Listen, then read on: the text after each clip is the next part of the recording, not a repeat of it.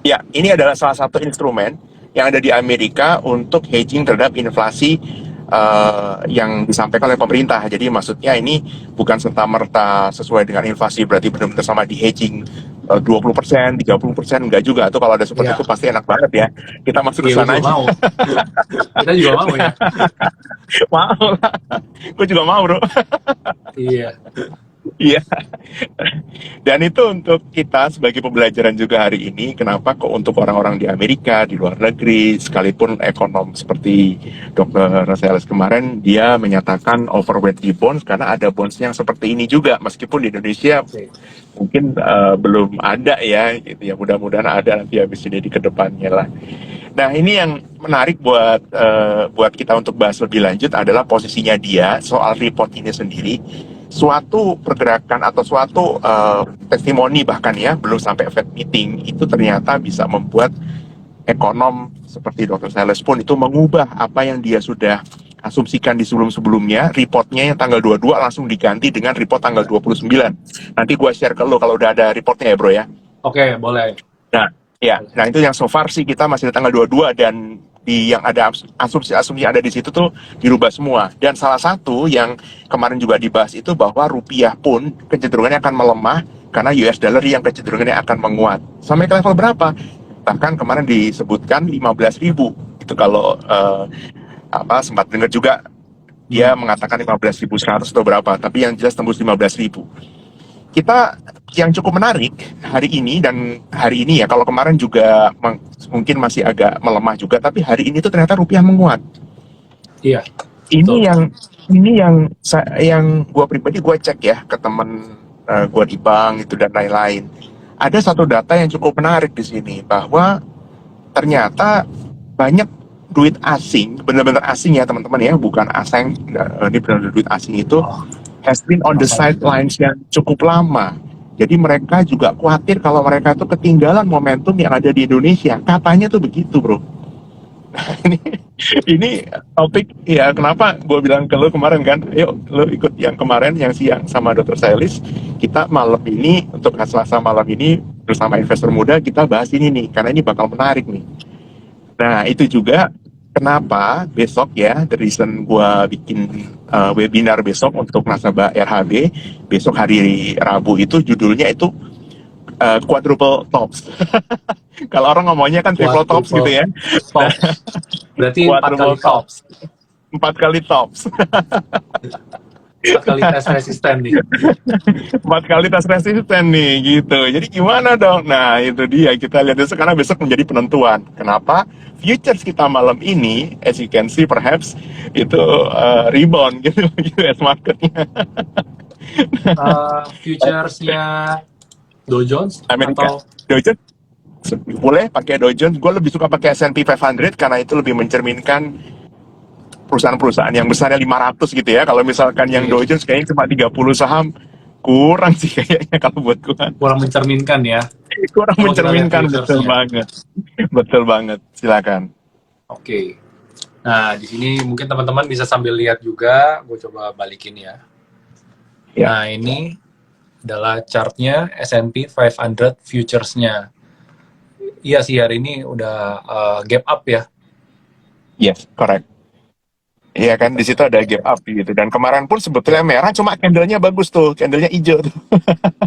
Iya, Kemarin kalau orang melihatnya secara teknikal, maka tahu sebetulnya kemarin itu ada reversal untuk marketnya US. Sementara untuk yang menggunakan pergerakan harga, jadi penggunaan change ya, perubahan harga saja, maka melihatnya, wah ini masih merah nih kemarin nih Dow Jones dan S&P US market secara umum. Jadi iya. nggak berani lah gitu. Ini yang kita perlu membuat kita semua ya, termasuk saya juga harus belajar untuk terus belajar lah. Kita di market nggak pernah berhenti belajar. Warren Buffett pun juga, dia juga ada, kita nggak bilang melakukan kesalahan, kenyataannya dia juga ketika membeli sahamnya pun sudah dianggap bagus. Ternyata setelah itu kalau misalkan turun, misalkan salah memang labanya dia memburuk, perusahaan tersebut ya dia buang. Jadi bukan kemudian dia harus mengatakan apa yang dia pilih harus tetap kinerjanya membaik terus, nggak juga, harus realistis juga lah. sekelas betul. Warren Buffett sekalipun gitu. Iya, iya. Nah, Soalnya makanya kadang-kadang kita sekarang juga ya merasa kita terlalu overconfident ya. Jadi apa yang kita analisa itu wajib terjadi gitu. Padahal kan market nggak betul. seperti itu ya. Banyak hal-hal Yes. yang tidak terduga di market yang kita nggak bakalan bisa bisa menghindari dari itu. Contohnya tahun 2020 pandemi kita nggak bisa menghindari itu gitu. Dan pasti Ya, asumsinya semua berubah semua ya. betul, betul. Asumsi itu pun juga saat ini pasti yakin ya banyak kubu yang malam ini pun pasti saya tebak nih ya, gua tebak merasakan ini ISG bakal turun nih. Betul ya, atau sebaliknya nih. Kalau di sini, kalau di Zoom kita bisa voting tuh, Bro. Iya, Di kalau di sini Zoom. video Kalau di di sini mungkin Instagram pada bisa tulis di komen. Besok ISG bakalan boleh up boleh or tuh. down. Yakin gitu ya. Kalau dan tapi kalau ngomong kayak gini kayaknya bakal ngomongnya up nih semua nih. Up. Oh Kalau iya, tapi by kita the way, tanyanya di awal-awal mungkin beda ya itu jawabannya. oh iya langsung langsung berubah ya, berubah aliran, Langsung berubah gitu ya. berubah aliran. Kalau di awal-awal tuh ada lemes-lemes gitu tuh Iya tadi awal-awal itu. aduh kayak bearish nih, kayaknya sedih nih. Terus pas denger, kayak USD IDR udah melemah nih, orang baik yang FOMO. Langsung mungkin bisa jadi bullish lagi. Iya. Oh iya, tapi yang satu yang menarik juga ya. Ya, Ini gue lihat kan data yang disajin sama Dr. Sailis kemarin ya. Yang yes. year to date tuh sebetulnya overall major index itu pada down semua. Rata-rata Yes, pada down. betul. Ya, Ya, cuma Indonesia, MSCI Brazil, MSCI Indonesia, dollar index dan beberapa komoditi gitu ya. Sisanya tuh betul. ada kebantai semua sebetulnya. Jadi Ya, sebetulnya tahun ini tuh bukan tahun yang mudah gitu ya, tahun yang cukup sulit juga buat kalau kita bilang buat market ya. Kalau di kita pun di Indonesia pun, padahal gue yakin sekali kayak Q1 kan udah bagus banget ya Indonesia ya. Kayaknya sih udah yes. bakalan hold terus aja, udah sampai akhir tahun sih bakalan hold aja. Dan Ya. sebetulnya kalau lihat fundamentalnya sih bagus banget. Laporan keuangan tuh udah pada wah kinclong sekali ya. Tapi kenapa pergerakan di sini-sini aja ya bos ya? Oke, ya gue jawab satu-satu dulu ya, yang in Ya, konteksnya. Jadi kemarin dari akhir tahun lalu, tepatnya Q3 tahun lalu, kalau gue diajak untuk tampil di CNBC, ataupun CNN, ataupun IDX Channel gitu, yang gue sampaikan tuh satu hal. Gue yakin indeks akan naik sampai dengan kurang lebih adalah Maret. Alasan gue adalah sebetulnya tuh karena Goto IPO. Punya kepentingan dong untuk membuat itu kayak sell on news ya tadi lah, bahasa lo tadi yang untuk batu bara ya, betul ya, iya. sama gitu. Jadi gue melihatnya seperti itu pengalaman ya, teman-teman semua ya, Iya, itu pengalaman, bukan kemudian kita prediksi, bukan, tapi karena kita ada jatuh bangun di market. Jadi udah tahu tuh apa yang akan digunakan kira-kira, jadi bukan feeling juga, bukan prediksi juga, tapi memahami kenapa market itu akan terjaga sampai dengan go to IPO. Setelah go to lebih ke insting IPO, lah ya, yes, insting pattern ya yang udah tepatnya ya, terasa. karena simpelnya begini, contoh kita lihat mendung gitu, kemudian kita lihat kan mau hujan ya, tapi tiba-tiba, loh kok mendungnya kok bergeser? Berarti ada pawang hujannya dong. Iya, Pawang hujan ini mau ngapain nih? Ternyata ada acara gitu bro. Kalau iya. analogi gua untuk case-nya si IDX ya, ISG kemarin sampai Kalau dengan kalau mungkin yang awam cuma lihatnya mendung doang ya. iya, Iya. Kalau yang awam mungkin lihatnya mendung doang. Cuma kalau yang mungkin udah betul. biasa lihat mendung terus kayaknya awannya bergerak ke arah timur, arah utara, barat, artinya udah ada yang mau event di sana gitu. Iya, Ya, kalau lu pernah lihat make sense. itu magic bener itu. Nah, itu sama tuh. Kalau teman-teman juga melihat US market di awal tahun tuh juga sudah bergeser sebetulnya, udah jadi bearish, sudah jadi sideways dulu, kemudian menjadi bearish dengan apapun segala macam cerita ya waktu itu ya. Ya, Bahkan yang favorit gua itu si legendary investor dan trader si H1 Michael Jiburi itu, dia udah nge-shot, dia udah kasih signal nih marketnya akan koreksi, which is gue agree sama dia, tapi marketnya Indonesia tuh masih kuat banget sampai bulan Maret ketika Goto IPO. Nah, lalu semuanya akan kembali ke fundamental. Nah, semua kembali ke fundamental, itu tagline juga untuk hari ini juga. Nah, lalu gue akan menjawab ya, tadi yang pertanyaan lo tadi, kok kita kok kuat.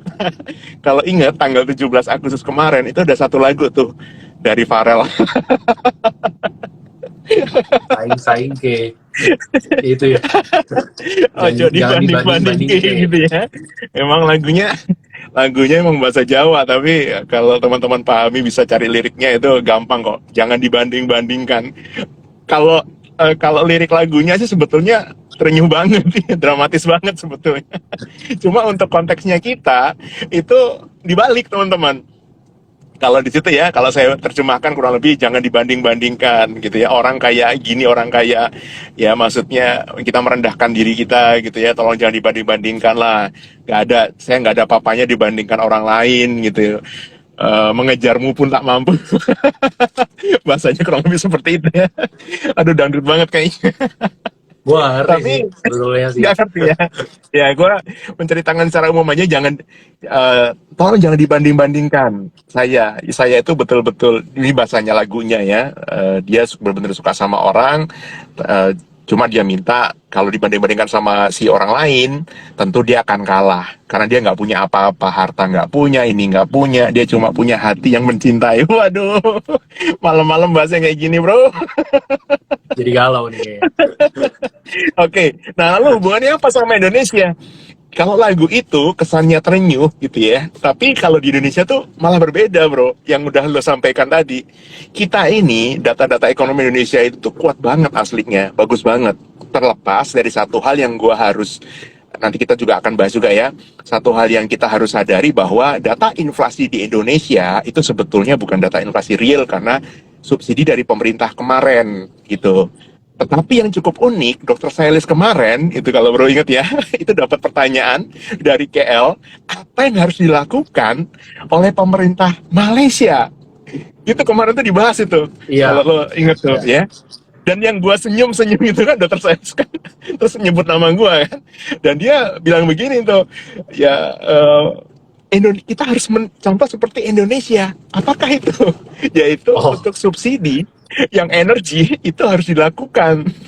Jadi di teman-teman Malaysia semua, by the way bukannya disubsidi juga ya buat energi-energi untuk ditambah ya? detailnya berapa subsidinya mungkin gue harus cek ya. Gue nggak punya datanya yang lengkap seperti apa. Cuma tidak seperti Indonesia yang kita bener-bener dijaga banget lah ya.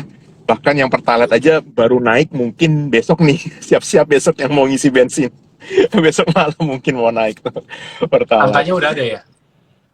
Ada yang menceritakan kan sekitar 10.000 ya kali ya. Yang kita mungkin bisa anggap cukup aman itu ada di angka 10.000. Tapi apabila tembus dari 10.000 katakanlah 14.000 itu kita benar-benar harus berhati-hati banget karena itu impactnya benar-benar ke banyak orang ya. Meskipun nanti akan ada bantuan langsung tunai yang model macam apapun, cuma ini benar-benar akan banyak pihak yang kena. Bahkan nanti ojol pun yang kemarin juga batal dinaikkan ya tarifnya itu juga akan kena imbasnya kan. Jadi impactnya buat mereka kan, mereka katakanlah tarif tetap tapi mereka sendiri bayar bensin lebih mahal tuh, kasihan juga sih, jujur aja kasihan Iya. banget buat mereka.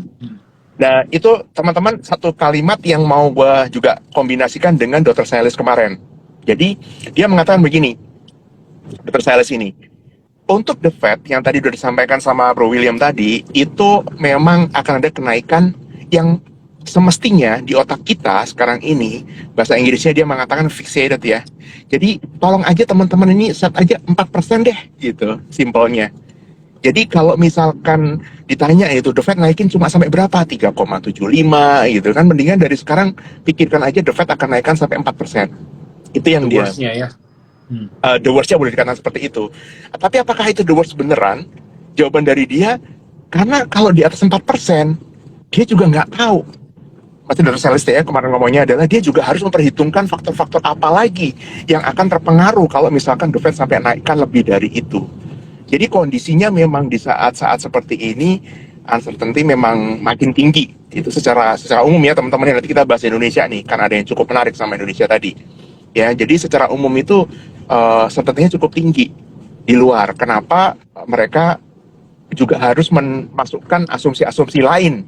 Contohnya misalkan kemarin kita dibahas juga di acara tersebut kalau kenaikan US dollar ternyata tidak diikuti oleh penurunan dari harga komoditi. Kalau sempat cek ya, teman-teman bisa lihat itu harga komoditi itu khususnya minyak itu malah masih naik. Bahkan malam ini atau sore tadi ya masih naik 4% kalau nggak salah bro. Bisa dicek mungkin di Naik. TradingView atau masih naik ya. Iya, Dan ini ini ada, justru rebound. betul kan? Rebound.